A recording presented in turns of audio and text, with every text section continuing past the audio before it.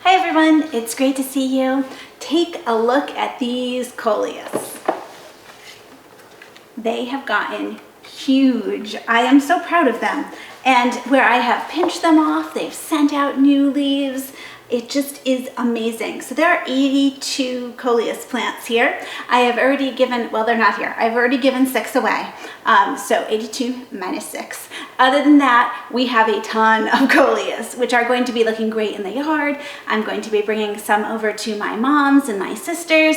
And right now they are big enough that, we're almost touching the grow lights here. It is time to move them out on the deck and then get them placed in the yard. So I've had an oscillating fan on them for a number of days, building up their hardiness. I did put some out for a couple hours outside to harden them off, and now it's plenty warm enough. These are really big, healthy looking Coleus. It's time to move them all outside. And that is one of the things that I'm going to do now. So I've moved all the Coleus outside. I am going to try to keep them a little shaded the first couple days, and I really need to look up all the varieties that I have here. Some Coleus can do either sun or shade. Some really do like just the shade, so it will be important to know that as I start planting these into my pots. And I'm going to make sure I keep them really well watered here too.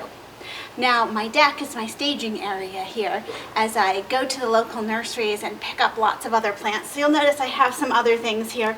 I have some other Superbena. This is Superbena Royale Ice Cherry and Sparkling Amethyst. So those will be going into some pots, and these like more sun. So this end of the bench gets more sun. That's why they're being stored right here. Let me show you around some of the other plants that I have here that are waiting to be potted up. Let me give you a hint of what's to come for the future videos as I plant things up. Way in the front here, I have 4 trays of the Cleome that I planted from seeds. It's starting to look a little yellow, and I think it's because I haven't transplanted it into larger pots. I actually ran out, so it's still in its little seedling pots here, and it hasn't been given any plant food, so it really is ready to get in the ground, and it's a good time to do that. You can actually direct sow your Cleome seeds into the ground now, so those will be getting planted pretty soon, along with my fabulous Cosmos that you saw me grow from seeds and then pinch so that they would get a little fuller, and they have come back strong. Those will also go directly into the garden. I think I have some over there too that have just been everywhere, that are going to be a great filler plant, especially in my new garden that doesn't have huge plants going yet. I have a lot of my Supertunia bubblegum because I took it out of the front urns, and now I will find beautiful places for it. A couple of the Cherry Burst Superbenas that are left over from the front, and I have some sweet potato vine to add in. I also have some other beautiful Supertunias here. Supertunia Bordeaux, which everybody just loves with that rich purple center. I have some stock, which I've never grown before. Take a look at this with those beautiful colors. Great for cut floral arrangements, and a newbie for me, but I think it's going to be a lot of fun.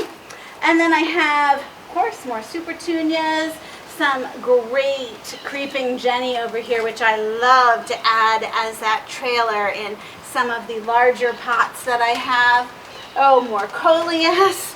And then sort of back behind me here, I have some Clematis that are going to be going in the ground pretty soon.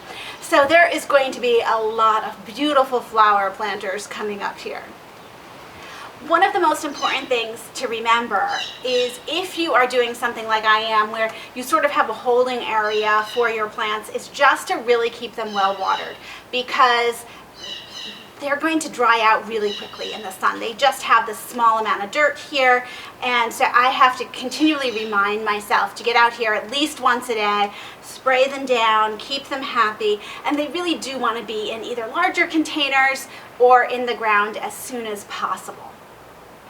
This is the time of year that everyone loves being in their garden, and that we're all avidly following YouTube channels to learn more. I love all that I learn on YouTube. If you could take a moment to like and subscribe to my channel, that really helps me so that I can continue bringing you content and sharing with you all that I'm doing in the yard.